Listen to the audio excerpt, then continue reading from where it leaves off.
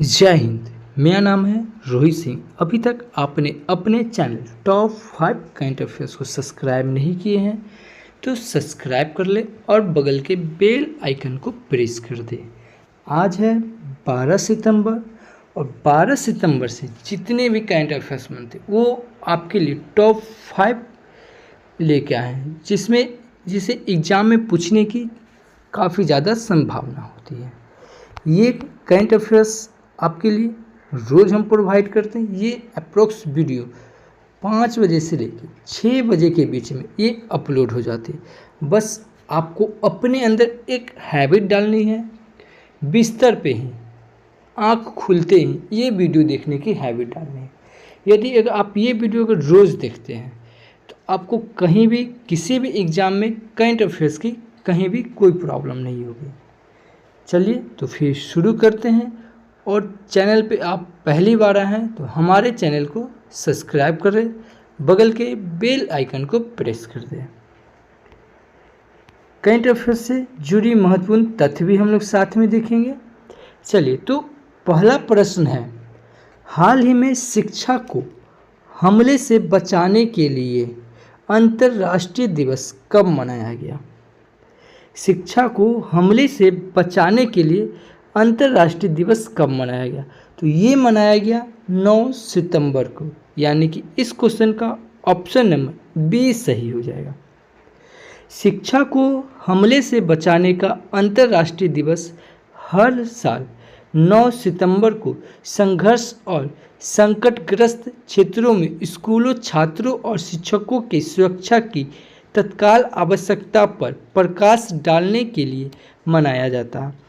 संयुक्त राष्ट्र द्वारा स्थापित यह दिवस युद्ध प्रभावित क्षेत्रों में बच्चों और शिक्षकों के सामने आने वाले गंभीर खतरों की ओर ध्यान आकर्षित करता है, जहां शिक्षा जो एक मौलिक मानव अधिकार है अक्सर हिंसा के कारण बाधित या नष्ट हो जाती है।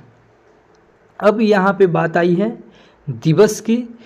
तो 1 सितंबर से अब तक जितने भी दिवस मनाए गए हैं सबको हम लोग देखेंगे, क्योंकि दिवस आप बता दें कि इसे अभी जो पीईटी का एग्ज़ाम हुआ है, ठीक है, इसमें ये सब देखिए, ये सब दिवस पूछा गया है।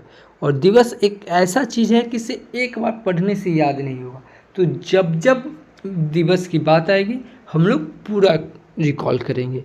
और अंतिम में जितने भी महीने की अंतिम में जितने भी दिवस मनाए गए उसका हम एक वीडियो अपलोड कर देंगे, तो वो वीडियो आप लोग ज़रूर देख लीजिएगा। चलिए तो देखते हैं 2 सितंबर को कौन सा दिवस मनाते हैं? विश्व नारियल दिवस। आप लोग वीडियो देखते हैं बट कमेंट नहीं करते हैं। तो देखिए, जो चीज़ नहीं आता उसे आप सर्च कीजिए, गूगल पे सर्च कीजिए। सर्च करने के बाद आप किसी भी चीज़ को लिख देते हैं, वो हमेशा के लिए याद हो जाता है। ये हम कल भी पूछे थे क्वेश्चन और आज भी पूछ रहे हैं से भारत में नारियल की भूमि किसे कहा जाता है? पहला क्वेश्चन है। दूसरा क्वेश्चन, भारत में सबसे ज़्यादा किस राज्य में नारियल की उत्पादन होती है? तो ये दोनों क्वेश्चन का आप कमेंट में जरूर जवाब दें। 3 सितंबर को हम लोग गगनचुंबी इमारत दिवस मनाते हैं और 7 सितंबर को अंतर्राष्ट्रीय पुलिस सहयोग दिवस मनाते हैं।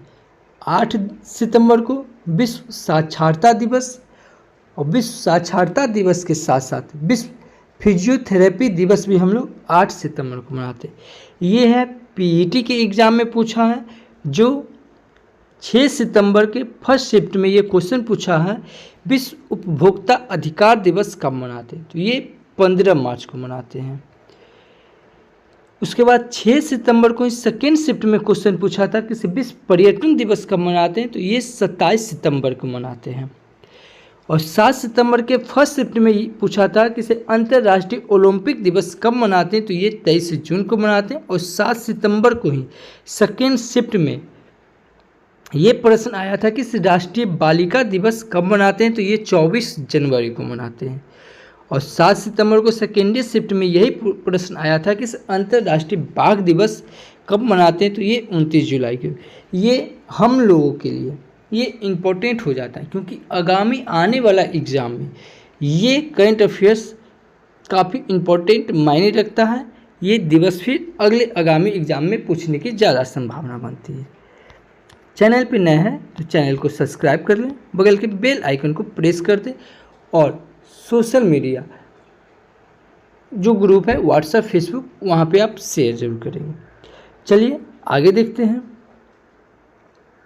हाल ही में किस राज्य सरकार ने सभी जिला जेलों में कैदियों के लिए योग और सुदर्शन क्रिया शुरू की है? तो ये किए हैं छत्तीसगढ़ की सरकार ने। तो इस क्वेश्चन का ऑप्शन नंबर सी सही हो जाएगा। छत्तीसगढ़ की विष्णुदेव साय सरकार ने प्रदेश की सभी जिलों में कैदियों के लिए योग की शुरुआत की है। इस योग में सुदर्शन क्रिया को भी शामिल किया गया है। सुदर्शन क्रिया सांस से जुड़ी तकनीक है। इससे लेकर प्रदेश के जेलों में कई तरह के सत्र शुरू किए गए हैं। साय सरकार की तरफ से आधिकारिक बयान में कहा गया है कि जेल में सुधारों की प्राथमिकता देने के लिए यह प्रक्रिया शुरू की गई है। तो अब छत्तीसगढ़, तो आइए मैप में देखते हैं छत्तीसगढ़। ये है छत्तीसगढ़। छत्तीसगढ़ की राजधानी रायपुर। छत्तीसगढ़ के सीएम विष्णुदेव साय और छत्तीसगढ़ के गवर्नर हैं रेवण डेका। तो छत्तीसगढ़ से हमें ये ध्यान में रखना है, ठीक है। अब छत्तीसगढ़ के बारे में आइए कुछ इम्पोर्टेंट फैक्ट्स देख लेते हैं। छत्तीसगढ़ की बिजली क्षमता बढ़कर 30,000 मेगावाट हुई है। छत्तीसगढ़ में जनजातीय शिक्षा को बढ़ावा देने के लिए MOTA और कोल इंडिया ने समझौता किया है। देश के पहले AI based data centre park की नींव छत्तीसगढ़ के नवागांव के सेक्टर 22 में रखी गई है। वन पारिस्थितिकी तंत्र को हरित सकल घरेलू उत्पाद से जोड़ने वाला पहला राज्य छत्तीसगढ़ बना है। 24वीं राष्ट्रीय वनवासी क्रीड़ा प्रतियोगिता का समापन रायपुर में हुआ। 17वें दिव्य कला मेले का उद्घाटन रायपुर में किया गया है। विश्व के 10 सबसे बड़ी कोयला खदानों में 2 भारतीय खदानें गोबरा और कुसमुंडा शामिल हुई है। आइए अगले प्रश्न की ओर अग्रसर होते हैं। अगला प्रश्न है, हाल ही में CP राधाकृष्णन भारत के कौन से नंबर के उपराष्ट्रपति बने हैं? तो अभी हमारे नए उपराष्ट्रपति नियुक्त हुए हैं CP राधाकृष्णन। तो ये कैमे नंबर के हैं? तो ये 15वें नंबर के। तो इस क्वेश्चन का ऑप्शन नंबर बी सही हो जाएगा। भारत के नए उपराष्ट्रपति CP राधाकृष्णन को चुन लिया गया है। उन्हें 452 वोट मिले। ये इम्पोर्टेंट है, ये याद रखिएगा, ठीक है। 452 वोट मिले। इसी के साथ CP राधाकृष्णन भारत के 15वें उपराष्ट्रपति बन गए हैं। 67 वर्षीय राधाकृष्णन जो वर्तमान में महाराष्ट्र के राज्यपाल रहे, अब वह उपराष्ट्रपति का पद संभालेंगे। उन्होंने विपक्ष के उम्मीदवार बी सुदर्शन रेड्डी, वरिष्ठ अधिवक्ता और पूर्व सुप्रीम कोर्ट न्यायाधीश को पराजित किया। इस चुनाव में 98.3 की रिकॉर्ड मतदाता प्रतिशतता दर्ज की गई, जो संसद सदस्यों की एकजुटता और सक्रिय भागीदारी को दर्शाता है। चलिए अगला प्रश्न देखते हैं। हाल ही में NHPC का CMD किसे नियुक्त किया गया है? तो ये भूपेंद्र गुप्ता को नियुक्त किया गया। तो इस क्वेश्चन का ऑप्शन नंबर सी सही हो जाएगा। NHPC, तो आइए NHPC के बारे में देखते हैं। तो ये है NHPC। NHPC का फुल फॉर्म क्या होता है? National hydro electric power corporation. इसका स्थापना कब हुआ था? 7 नवंबर 1975। इसका हेडक्वार्टर हैदराबाद और इसके चेयरमैन हैं भूपेंद्र गुप्ता। आप हमें कमेंट में करके बताएंगे DRDO की स्थापना कब हुई है। ठीक है, बार बार अगेन बता रहे हैं, जिस प्रश्न का आपको जवाब नहीं आता उसे आप गूगल पे सर्च कीजिए, 5 से 10 सेकंड लगेगा, आप सर्च करके लिख देते हैं, ये आपके दिमाग में छप जाता है। चलिए, अभी नियुक्त हुए हैं तो कुछ देख लेते हैं, इससे जुड़ी कुछ महत्वपूर्ण तथ्य। ले पाउल धरवाल को भारतीय सेना का आयुध कोर में कमीशन किया गया है। पीयूष गोयल ने खनन मंत्रालय के सचिव का पदभार संभाला है। दीपक मित्तल को UAE में भारत का अगला राजदूत नियुक्त किया गया है। TCA कल्याणी ने महालेख नियंत्रक CGA का पदभार संभाला गया है। संजीव घुराटिया को IAF का रखरखाव प्रमुख नियुक्त किया गया है। TCS ने अपनी AI इकाई का प्रमुख अमित कपूर को नियुक्त किया गया है। उर्जित पटेल को IMF के एग्जीक्यूटिव डायरेक्टर बने हैं। OpenAI ने राघव गुप्ता को भारत और एशियाई प्रशांत के लिए शिक्षा प्रमुख नियुक्त किया गया है। आइए अगले प्रश्न की ओर देखते हैं।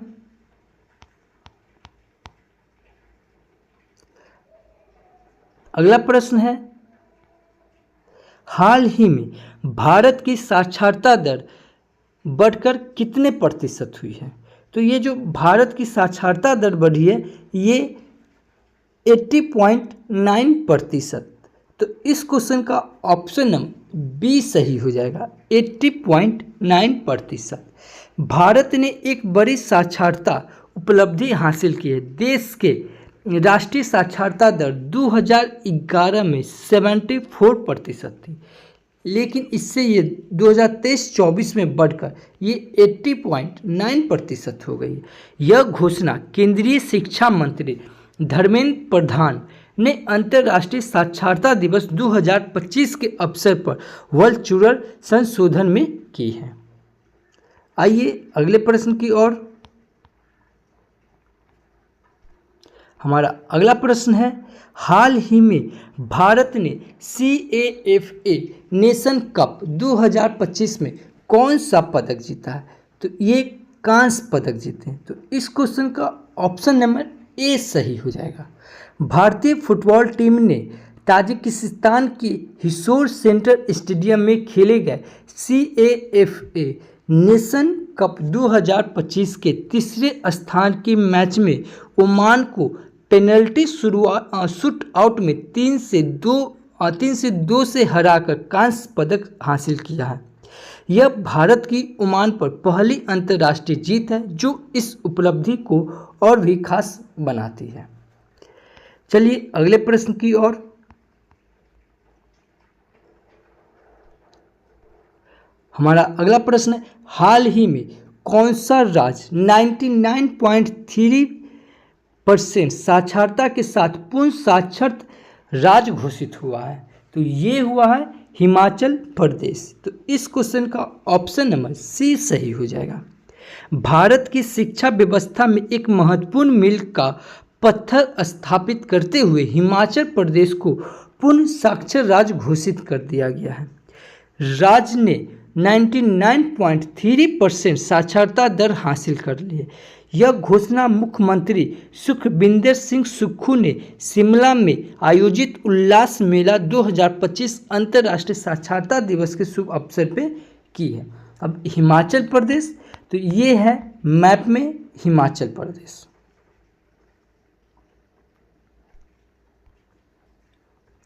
हिमाचल प्रदेश की कैपिटल हो जाएगी शिमला और हिमाचल प्रदेश के CM हो जाएंगे सुखविंदर सिंह सुक्खू और हिमाचल प्रदेश के गवर्नर हो जाएंगे शिव प्रताप शुक्ला। भारत का सेब का राज्य किसे कहा जाता है? तो हिमाचल प्रदेश को कहा जाता है। हिमाचल प्रदेश में लोकसभा की सीट 4 है और राज्यसभा की सीट 3 है, वहीं विधानसभा की सीट 68 यानी कि 68 है। हिमाचल प्रदेश में सेब और चेरी के सबसे बड़े उत्पादक राज्य में से एक राज्य माना जाता है। आप हमें कमेंट में बताएंगे, ठीक है, आप हमें कमेंट में बताएंगे कि शिलोंग का उत्पादक सबसे ज़्यादा कौन सा राज्य करता है, ठीक है। चलिए आगे देखते हैं। अगला हमारा ये हिमाचल प्रदेश, तो हिमाचल प्रदेश के बारे में इंपॉर्टेंट फैक्ट देख लेते हैं हम लोग। भारतीय सेना द्वारा आयोजित एक ड्रोन प्रतियोगिता सूर्य डोनार्थ 2025 हिमाचल प्रदेश में आयोजित की गई है। डोनार्थ 2025 हिमाचल प्रदेश ने भूमि पंजीकरण के लिए माई मिड NGDRS पायलट प्रोजेक्ट शुरू की है। चेहरा स्कैन कर राशन वितरण करने वाला पहला राज्य हिमाचल प्रदेश बना है। हिमाचल प्रदेश के राजा खास गांव को पहला सौर मंडल गांव घोषित किया गया है। हिमाचल प्रदेश में राजीव गांधी वन संवर्धन योजना शुरू की गई है। हिमाचल प्रदेश सरकार ने प्लास्टिक प्रदूषण को रोकने के लिए स्कूली छात्रों को स्टील की बोतलें देगी, ठीक है। इस प्रकार से हमारा ये सेशन समाप्त होता है और इस क्वेश्चन का आपके लिए ये जब क्वेश्चन है कि हाल ही में किस देश के प्रधानमंत्री ने चुनाव में मिली हार के बाद इस्तीफा दे दिया है। तो इस क्वेश्चन का आप कमेंट करेंगे, ठीक है। ये वीडियो आपको अच्छी लगे तो हमारे चैनल को सब्सक्राइब कर ले और बता दें कि से हमारा एक और चैनल चल रहा है, ठीक है। यदि आपका जीके कमज़ोर है, ठीक है, तो अभी हमारा जीके का एक चैनल है RSR हॉट टिक्स। इस पर हम लोग वन डे वन चैप्टर हम लोग कंप्लीट कर रहे हैं, जिसमें से जो नोट्स है वो ज्ञान बिंदु के द्वारा नोट्स है, जिसमें हम लोग केवल सब्जेक्टिव देख रहे हैं, ठीक है। तो अभी तक आप इस चैनल को सब्सक्राइब नहीं किए तो सब्सक्राइब कर लो। इसका लिंक आपको वीडियो के डिस्क्रिप्शन में मिल जाएगा, ठीक है। जिसमें से अभी हम लोग चैप्टर नंबर 4 देखेंगे, पौधों का वर्गीकरण यानी कि क्लासिफिकेशन ऑफ प्लांट देख रहे हैं, ठीक है। तो thank you for watching this video. जय हिंद।